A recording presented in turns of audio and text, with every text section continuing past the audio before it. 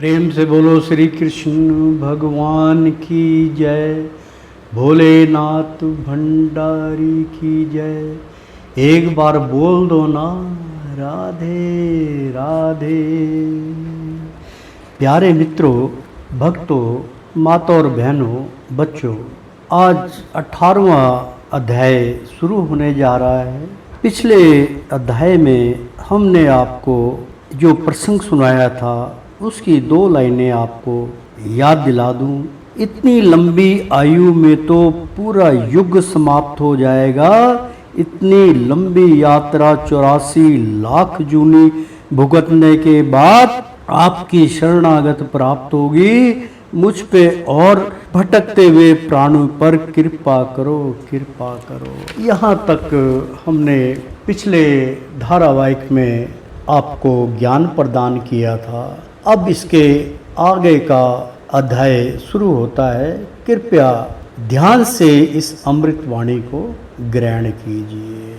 तो एक बार बोल दो ना राधे राधे। अब माता जी आपने नहीं बोला, बोल दो ना एक बार राधे राधे। वो बच्ची ने बैठा है, बच्चा बैठा, वो लड़की बैठी जो। अब बेटा आपका ध्यान कहीं और है, एक बार बोल दो ना राधे राधे। बच्चों के लिए तो सरस्वती माँ की जय। तो आगे का हम अब शुरू करने जा रहे हैं। तो सूक्ष्म प्राणी बोला, भिक्षा दे दो प्रभु मोहे, बनो दया के पात्र। यथार्थ परम पिता परमेश्वर सामने खड़ा अपराधी फरियाद कर रहा है कि हे प्रभु, आप तो करुणा के सागर हैं। आपके नैनों में दया ही दया है। प्रभु, मुझे एक भिखारी समझकर भिक्षा दे दो। मुझ पे दया करो। मुझे अपराधी समझकर मेरा गुनाह माफ कर दो और दया की भीख दे दो। हे न्यायाधीश, स्वामी के स्वामी हरि श्रीनाथ, आज मैं तो पात्र हूँ और आप दया हैं। आप दया की भीख मेरी झोली में डाल दो। अगले जन्म में मैं केवल आपका ही गुणगान करूँगा। मुझ पे दया करो, दया करो।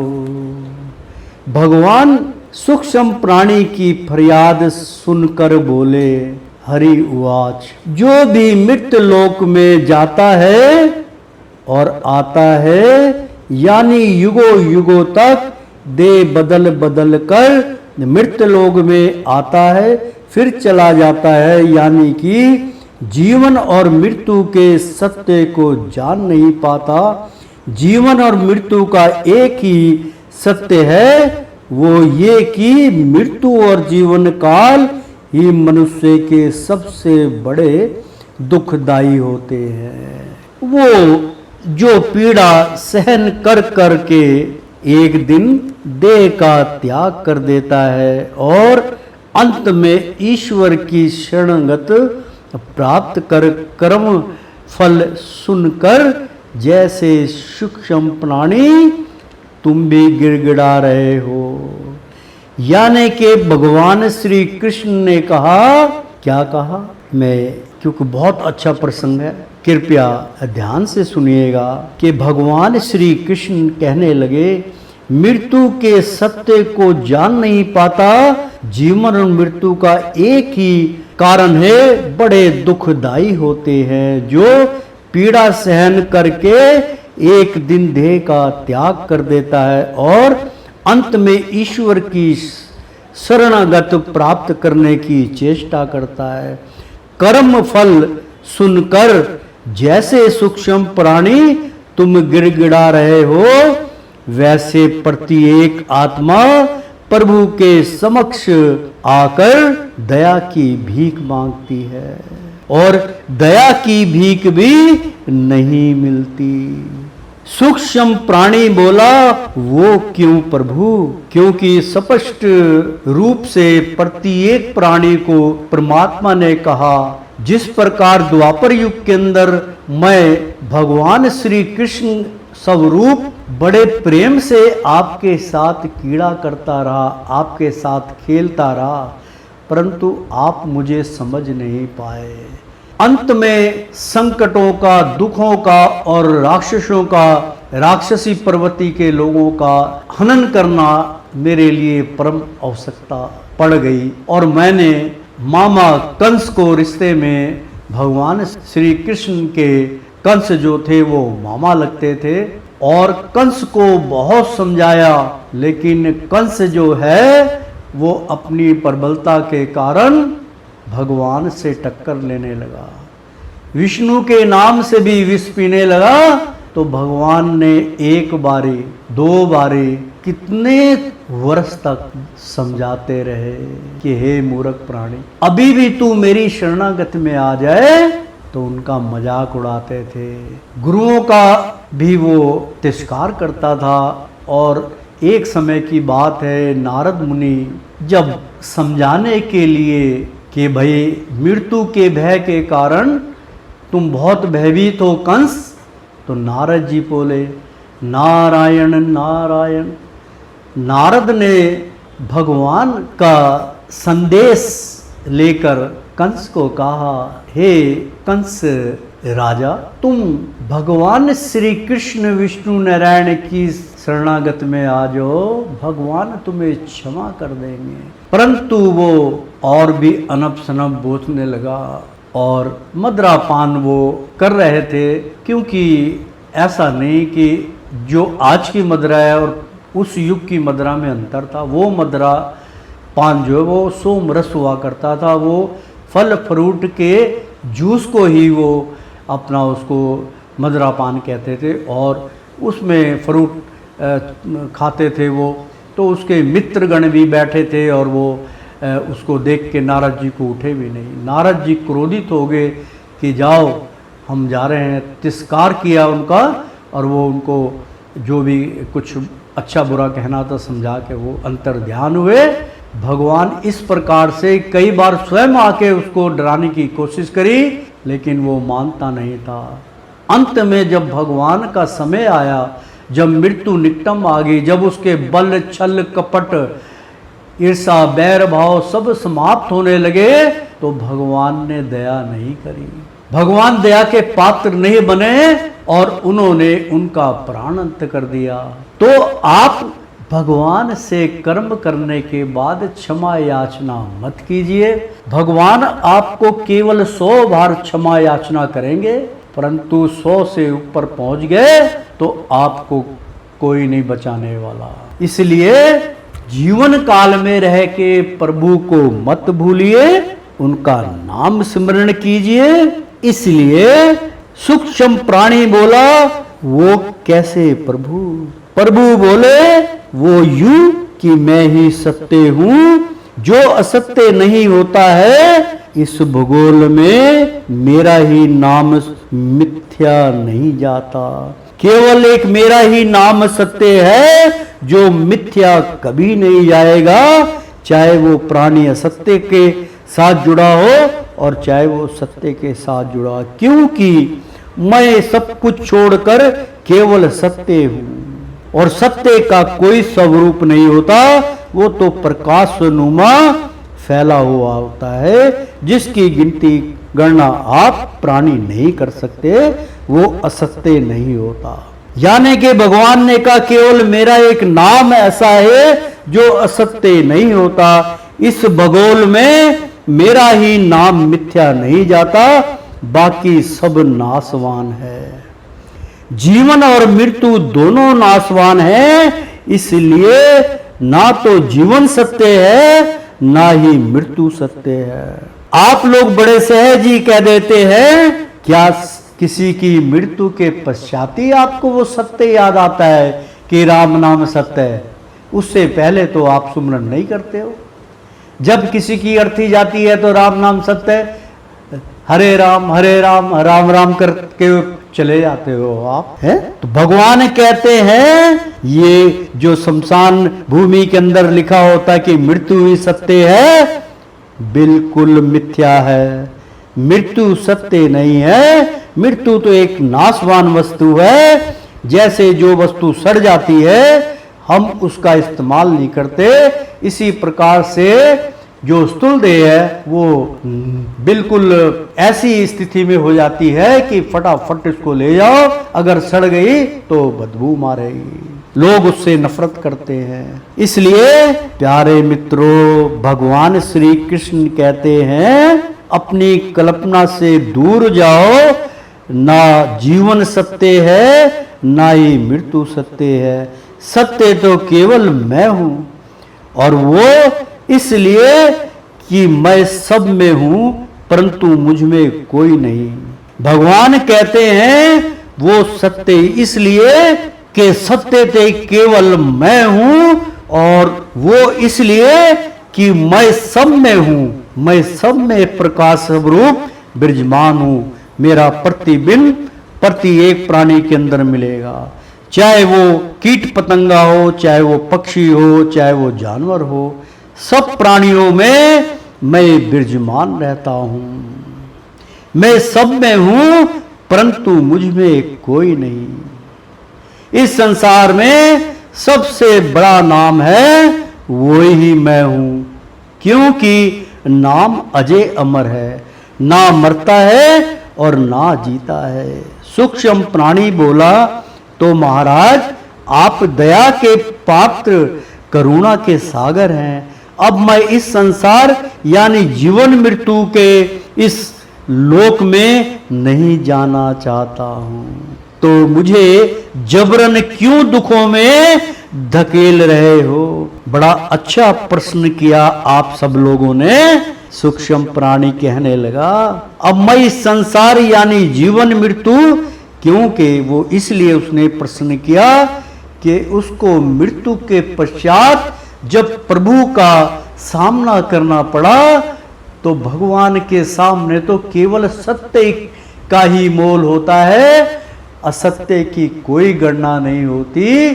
तो भगवान ने जब जीवन काल में रह के सत्य का बखान किया, सत्य के बारे में बतलाया, ज्ञान प्रदान किया, जिस ज्ञान को तुम्हें गुरु द्वारा मिलता था उस ज्ञान को तुमने अज्ञानता में ले गए और काली रात कर गई।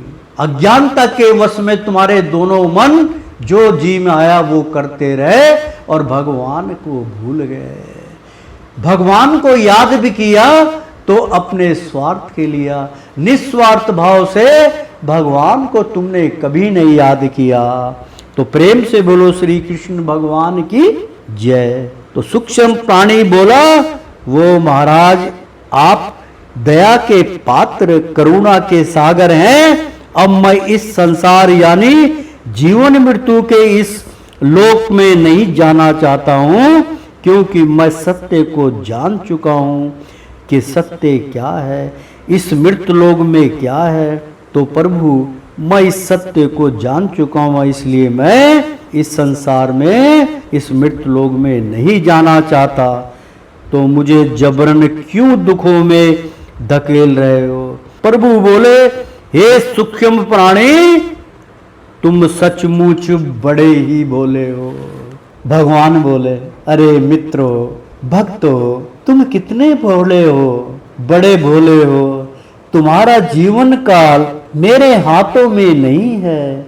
जब तक तुम्हारा बंधन इस मृत्यु लोक से संपूर्ण भली भांति समाप्त नहीं हो पाता था, जब तक तुम उस भूगोल में थे, उस मृत्यु लोक में थे, तब तक तुम मुक्त नहीं हो सकते, क्योंकि आपने अपना जीवन काल स्वयं खुद लिखा है। जब तक आपके पीढ़ी दर पीढ़ी का एक भी वंशज जीवित है तब तक आप एक डोरी से बंधे रहेंगे। यदि आपका जन्म मान लो पशु जूनी में होता है तो भी आपके वंशज के घर कोई पशु होगा जिसकी कोख से तुम जन्मोगे। इसी प्रकार से वंश चलता रहता है। मान लीजिए आपके 4 पुत्र हुए, 2 पुत्री हुई, पुत्र हो या पुत्री जो संतान आपके द्वारा उत्पन्न हुई वो आपके ही पूर्वज या आपके चेहरे लिए हुए जन्म लेते रहते हैं, जिन्हें आप कह देते हैं ये तो अपने दादा पर या दादी पर गई है, और ये अपने चाचा पर गया है, ये अपने नाना पर गया है, ये अपने मामा पर गया। मतलब खानदान का कोई ना कोई अंश उसके चेहरे से या उसके स्वभाव से छलक जाता है। सूक्ष्म प्राणी बोला तो महाराज इसका मतलब तो यह हुआ कि ना 9 मन तेल होगा। मतलब एक कहावत कहने लगी, बड़ी पुरानी कहावत है कि प्रभु ना 9 मन तेल होगा और ना राधा नाचेगी। तत्प्राय महाराज ना कुल समाप्त होगा ना ही मुक्ति मिलेगी।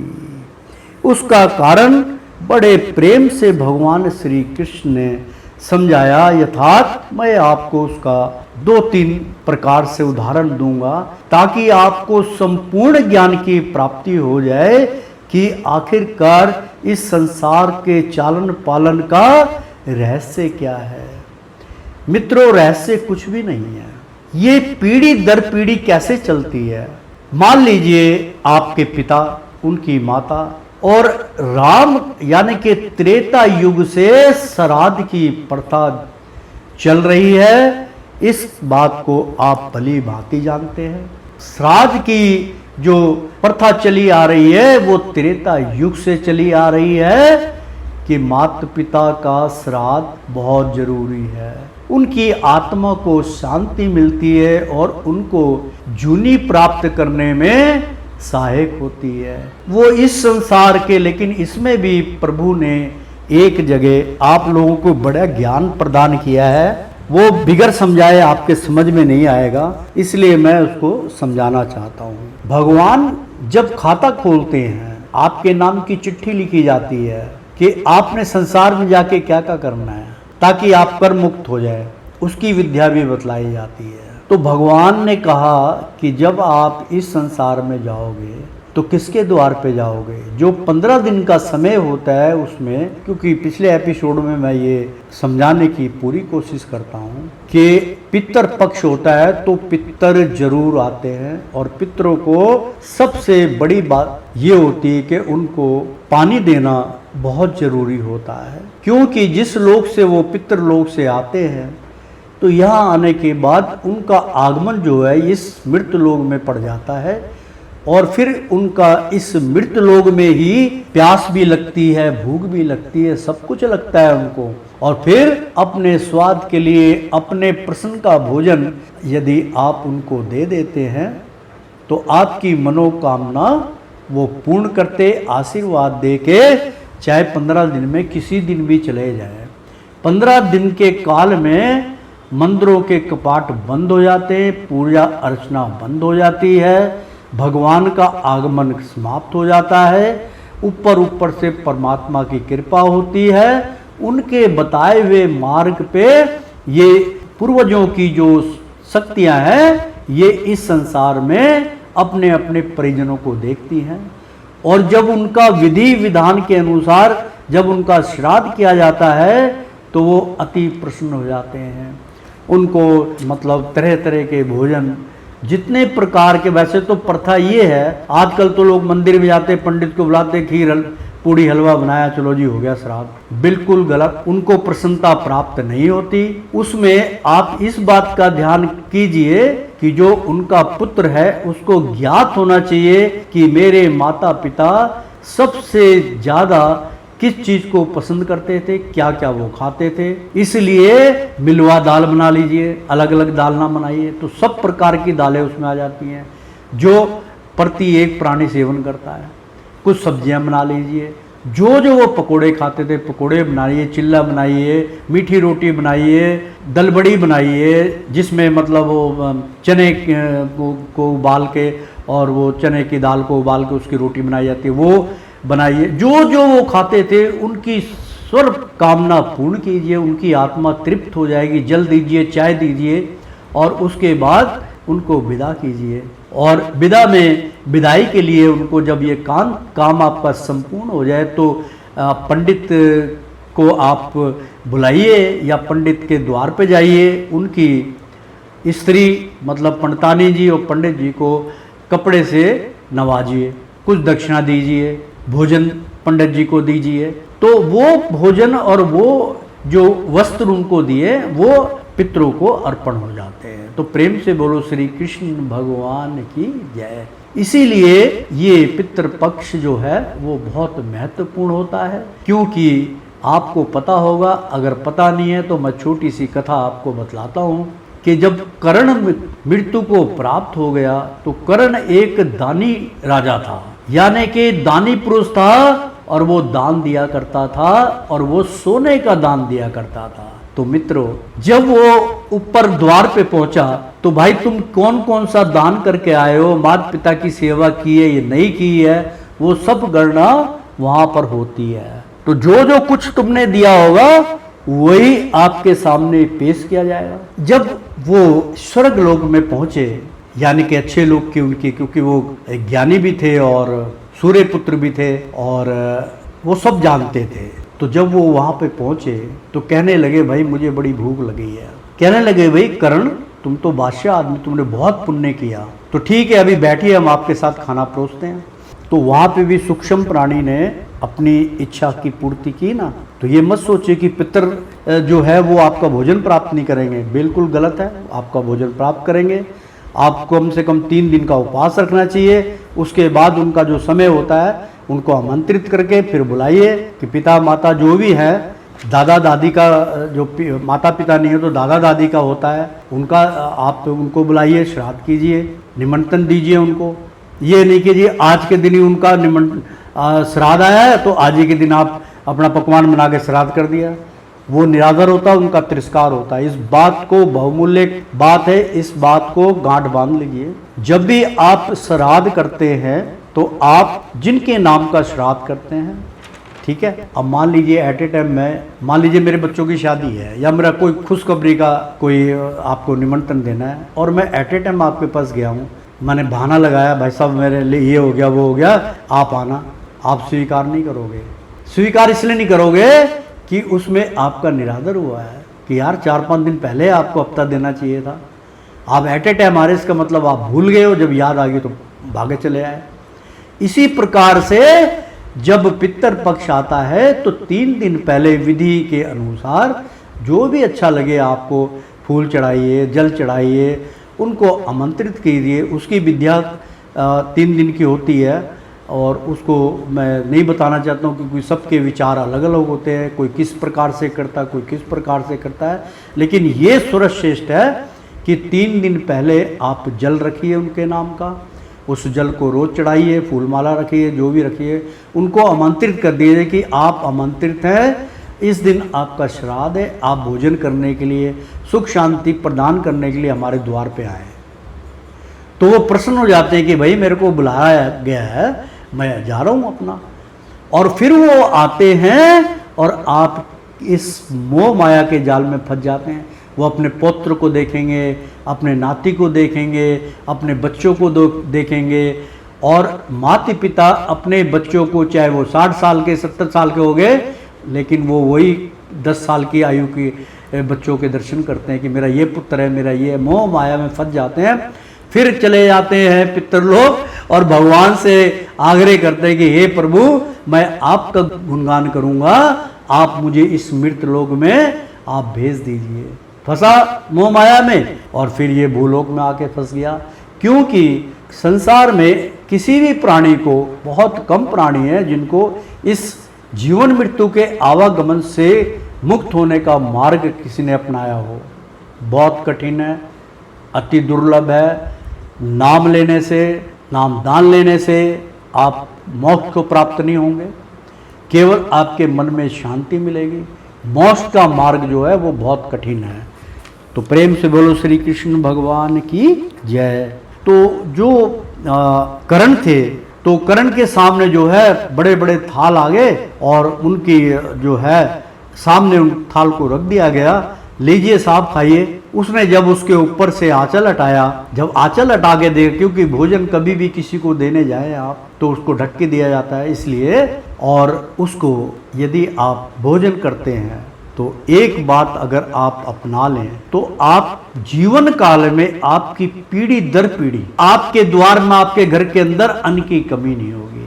मित्रों, जब आप भोजन करते हैं तो उसके दो नियम होते हैं। एक तो भोजन अगर आप टेबल लगा के करते हैं तो टेबल ऊंची होती है, बहुत अच्छी बात है। अगर आप भूमि पे बैठ के भोजन करते हैं तो आप तख्त पे मत बैठिए, तख्त बिछाइए, यानी कि पटरी होती है जिस पे हम बैठते हैं, उस पटरी पे एक कपड़ा रखिए, उसके ऊपर भोजन रखिए, आप भोजन ऊपर रखिए और आप नीचे बैठिए, तो अन्न देवता का मान बढ़ता है। और भोजन करने से पहले जल आप अपने पास आमंत्रित कर लीजिए, जल रख लीजिए, चाहे आप पहले पीजिए, चाहे बीच में पीजिए, चाहे बाद में पीजिए। आयुर्वेदिक कहता है कि आधे घंटे बाद, 1 घंटे बाद आप जल पीजिएगा, आपकी इच्छा जैसे भी कर कीजिए, हम तो बीच में पी लेते हैं। तो सबसे पहले भोजन करने से पहले आप अन्न को यानी कि रोटी को दोनों हाथ में पकड़ लीजिए, और याद रखिए रोटी फोल्ड होके पकड़नी है, मतलब पूरी की पूरी सावत रोटी, सीधी रोटी नहीं पकड़नी है आपने, उसको मोड़ लीजिए, मतलब एक तय कर लीजिए और हाथ जोड़ लीजिए, तो दोनों हाथ में उसका अर्श पहुंचता है। तो दोनों हाथ जोड़कर अन्न देवता को प्रणाम कीजिए, अपने इष्ट को प्रणाम कीजिए, भगवान को अर्पण कीजिए, फिर आप उस रोटी को रोटी की स्थान पे रख दीजिए और थोड़ा सा जल लीजिए और थाल के चारों ओर आप थोड़ा सा जल अर्पण कर दीजिए, और उसके बाद तत्पश्चात आप प्रेम से भोजन कीजिए। आहा, आनंद आ जाएगा, आपकी रसोई कभी खाली नहीं होगी। मित्रों, ये एक विद्या है, जब आप अन्न का आदर करेंगे तो अन्न आपका निरादर कभी नहीं करेगा। उसको पहले पता चल जाएगा कि मेरा प्रेमी भूखा है भाई, इसको मैंने 15 दिन का खाना देना है, वो उनकी ड्यूटी बन जाती। तो प्रेम से बोलो श्री कृष्ण भगवान की जय। तत्पर महाराज तो कहने लगे थे, ना कुल समाप्त होगा ना ही मुक्ति मिलेगी, क्योंकि वो कतार चलती जाती है। देखो बीच में बात कैसे कट जाती है मित्रों, क्योंकि ज्ञान जो होता है कई बार भी गुंडी हमारी भी लटक जाती है कि ज्ञान प्रदानता करते करते हम कहीं और खो जाते हैं कि कुछ रह ना जाए। उसको आप स्वीकार करें ना करें ये हरी इच्छा है, लेकिन मैं अपने मुख से तो आपको बताया। तो कर्ण के आगे जब उन्होंने, कर्ण ने पर्दा हटाया तो उनकी थाल में सोने की ईंटें थी, असरपियां थी। वो बड़े क्रोधित हुए, कर्ण बड़े क्रोधित हुए कि भाई ये क्या महाराज, भाई ये सोना तुमने क्यों दिया? तो यमराज कहने लगे कि भाई जत करे मत फल पावे। कर्ण, आपने जो बोया, अब बबूल का पेड़ बोगे तो भाई दातुनी मिलेगी, खाने के लिए फल तो देगा नहीं। अगर पेड़ आपने फल का लगाया होता तो 10-20 साल के बाद आपको फल खाने को मिलता ना। जो आपने पुण्य किया है, आपने सोने का दान किया है, वही तुम्हारे को परोसा जा रहा है। तो सूर्य के पुत्र कर्ण को ज्ञान प्राप्त हुआ और वो कहने लगा, प्रभु, ईश्वर को याद किया, ईश्वर समक्ष हो गए, कहने लगे प्रभु बड़ी भूल हुई मुझसे। विष्णु भगवान कहने लगे कि साक्षात तुम इस द्वापर युग में गए, विनाश किया, सब कुछ किया, भगवान के समक्ष रहे तो ज्ञान प्राप्त नहीं किया। क्षमा कीजिए ईश्वर, अब मुझे बतलाइए मेरे को क्या करना चाहिए जिससे मुझे ये खाने की चीज जरूरत ना पड़े, मुझे कुछ समय के लिए दोबारा भेज दीजिए। तो भगवान ने उनके ऊपर कृपा करके, क्योंकि ये दिखाते नहीं है प्रसंग, ये प्रसंग था, कर्ण दोबारा जीवित हुआ था और दोबारा वो आए। मैं ग्रंथ की बात नहीं कर रहा हूं, मैं क्षमा चाहता हूं, कोई मुझे ग्रंथ से ना जोड़े। जो मुझे ज्ञान प्राप्त हुआ मैं वही उसका ही उल्लेख कर रहा हूं। तो कर्ण को दोबारा भेजा गया, चाहे वो बेहोश होंगे, मतलब मूर्छित अवस्था में होंगे और उनकी आत्मा चली गई होगी, उनको दोबारा भेजा गया। और उनको इसलिए भेजा गया कि जाओ 15 दिन तक तुम जितना पुण्य कर सकते हो करो। तो कर्ण इस पृथ्वी पे आए और उन्होंने अनिश्चित काल का लंगर चलाया, फल फ्रूट, रोटी पूड़ी सब्जी जो भी होता है, 15 दिन तक उन्होंने लंगर चलाया और 16वां दिन भगवान को भोग लगा के और फिर वापस वो चले गए। तब पश्चात उनको भोजन प्राप्त हुआ। कहने का तात्पर्य ये हुआ मित्रों कि वहाँ से ये 15 दिन की प्रथा चली है कि 15 दिन का श्राद्ध और 16वां दिन देवताओं का श्राद्ध, ऐसी प्रथा चल रही है, वो आज तक चली आ रही है। तो बात चल रही थी कि आपको मुक्त कैसे होना है, आप मुक्त हो ही नहीं सकते। ये बहुत बड़ी बात मैं आपको बतला रहा हूँ। कहते हुए गुरु की शरणागत में जाओ, तो गुरु भी तो प्रमाणिक होना चाहिए। जो तुम्हारी 7 पीढ़ी चली आ रही है, 10 पीढ़ी चली आ रही है, 20 पीढ़ी चली आ रही है, 5000 साल पूर्व से आप चले आ रहे हैं, या त्रेता युग से आप चले आ रहे हैं, या सतयुग से आप चले जा रहे हैं, कभी जानवर, कभी पक्षी, कभी कुछ, आप जूनी पे जूनी भुगतते जा रहे, तो आपका अंत कहाँ हुआ? नहीं हुआ ना। ये तो कॉमन सेंस की बात है मित्रों, इसमें कोई झूठ लारा लप्पा नहीं है, आप खुद समझ सकते हो। तो इस भव सागर को पार करने के लिए सर्वश्रेष्ठ गुरु के पास जाओ। गुरु में इतना समर्थ होना चाहिए कि वो आपको जब दीक्षा दे तो आपकी जो कतार है, जो आपके पूर्वजों के साथ आपकी कतार लगी है, उससे बाहर निकाल दें आपको हाथ पकड़ के। तब वो कतार टूटती है, तब आप मोक्ष के मार्ग पे चल सकते हैं। ये तो हमारी फरमाइश की हुई चीजें मैं बतला रहा हूँ आप। वरना मृत्यु के समय आपको वही याद आएंगे, एक तो कर्म याद आएंगे। जब बिल्कुल निकटम हो जाएगा तो आपके आले दुआले भगवान नहीं खड़े होंगे, देवता गण नहीं खड़े होंगे, आपके पूर्वज खड़े होंगे। ये चाई खड़ी है, ये पापा खड़ा है, ते दादा खड़ा है, नाना खड़ा है, फलान खड़ा है, डिम्बान खड़ा है, चाचा खड़ा है, और मैं तू की कर रहा है, भी मैं लैन आया थानू, ते बस उसी करतार में चाके। और वो भी अपने जगह सत्य है, क्योंकि वो ज्ञान जो है पितृलोक में दिया जाता है कि जब तक आपकी पीढ़ी चल रही है, जब तक पीढ़ी समाप्त नहीं होगी, जब तक आपको दूसरा जन्म भी नहीं मिलेगा और मोक्ष भी नहीं मिलेगा, ना आप मुक्त हो सकते हैं। आपको जीवन मृत्यु में जाना और आना पड़ेगा। ऐसा विधि का विधान है, और इसमें कुछ सत्य भी है। आदमी जन्म पे जन्म लेता है, फिर चला जाता है, जन्म लेता है, फिर चला जाता है। आपको यदि सत्य का ज्ञान प्राप्त हो जाए, तब आपको इस भूलोक से थोड़ी सी ईर्ष्या उत्पन्न होगी और भगवान का भजन करोगे और उनकी शरणागत प्राप्त होगी। ऐसे बहुत से इसमें योग साधक हैं, जो वक्त आने पे मैं आपको इसी के द्वारा किसी न किसी एपिसोड में बतलाऊंगा। तो मित्रों, ये कतार जो है ये चली आ रही है। वो सोचते हैं कि यार ये रह गया, मेरा भाई रह गया, ये मेरा चाचा रह गया, ये भी ख़त्म हो जाए तो शायद मैं मुक्त हो जाऊंगा। फिर वो ख़त्म होने के बाद फिर उसके बच्चे आ जाते हैं कि वो शायद ख़त्म हो जाएगा। इस तरीके से पीढ़ी पीढ़ी चलती जाती। ये कुदरत का नियम है, इसी प्रकार से संसार चल रहा है। अगर मुझसे कुछ भूल हो जाए तो मैं क्षमा याचना करता हूँ प्रभु से भी और आप सबसे। तो आगे का मैं शुरू करने जा रहा हूँ। तो भगवान बोले, तो महाराज इसका मतलब तो यह हुआ कि ना 9 मन तेल होगा, ना राधा नाचेगी। तात्पर्य महाराज, ना कुल समाप्त होगा, ना ही मुक्ति मिलेगी। यदि हम सबका पतन अपने हाथों से कर दें तो, या पूरा परिवार रिश्तेदारों का अंत हो जाए, तब तो हम मुक्त हो जाएंगे। सूक्ष्म प्राणी बड़ा खतरनाक था यार, बड़े बड़े गहरे प्रश्न करता था। तो श्रीमन नारायण नारायण हरि हरि, ओ श्रीमन नारायण नारायण हरि हरि। यहाँ तक आज ज्ञान प्राप्त हुआ। अगले एपिसोड में हम आपको इसका जवाब जरूर बतलाएंगे हरि की कृपा से। तो एक बार बोल दो ना, राधे राधे, कृष्ण कृष्ण, आयुष्मान भवा।